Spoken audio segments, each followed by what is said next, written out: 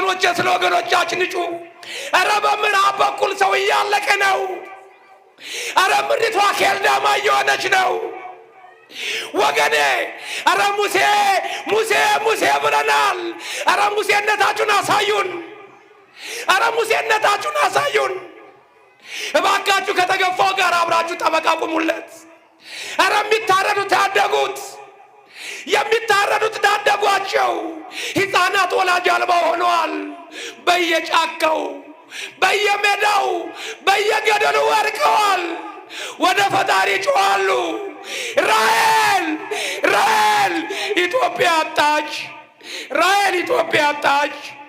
አረ ራሔል ልስተን መድኃኔዓለም ወገኖች፣ አረ ምናለቅስበት ልቦና ይስጠን ወገኖች። ወዴት ነው የምንጮኸው? መሪዎቻችን ዝም አሉ። አረ ለማንጩ ለማንጩ የወገን ያለ ይላሉ። ማን ይረስላቸው? ከሴፍ ያመለጡ በረሃብ ይሰቃያሉ። አረ ማን ይረስላቸው ወገኔ? ማን ይረስላቸው?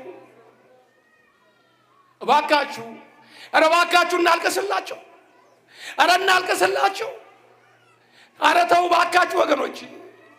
ማን ነው ጣቱ ሲቆረጥ የማያመው? አረ ወገኖቻችን ናቸው። እናልቅስ።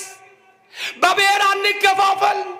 ሰው በመሆናችን ብቻ ሰው በመሆናቸው ብቻ እባካችሁ ለነሱ እስኪ አፍ እንሁንላቸው። አጣን እኮ ከመንፈሳዊ አባትም እኮ አጣን ስለነሱ የሚጮህላቸው። ለምን? የሚደርስበትን መገፋት እየፈራ የሚደርስበትን እስራት እየፈራ ሰባኪ ሁሉ ጸጥ አለ። አረ ጸጥ አለ። ሰላም በሆነ ጊዜ ሁሉም ይሰብካል። መከራው ችግር በመጣ ጊዜ ግን የሚሰብክ ጠፋ። ህዝብን የሚያነሳሳ ጠፋ። ይህ ማነሳሳት አይደለም። ይህ ድንጋይ ለማስወርወር አይደለም። ይህ አመፅ ለመቀስቀስ አይደለም። ወደ ፈጣሪ አንድ ሆነን እንጩ ለማለት ነው። መሪውም ተመሪውም እንንበርከክ ባካችሁ። አረ ምዕራቡ ስቃይ ይበቃናል። አረ ምዕራቡ ስቃይ ይበቃል። በቃ ወገኖቼ። አረ ቀኑ እኮ ረዘመባቸው። እስራኤላውያን የመከራው ሌሊት ረዘመባቸው ይላል። የመከራው ሌሊት ረዘመባቸው።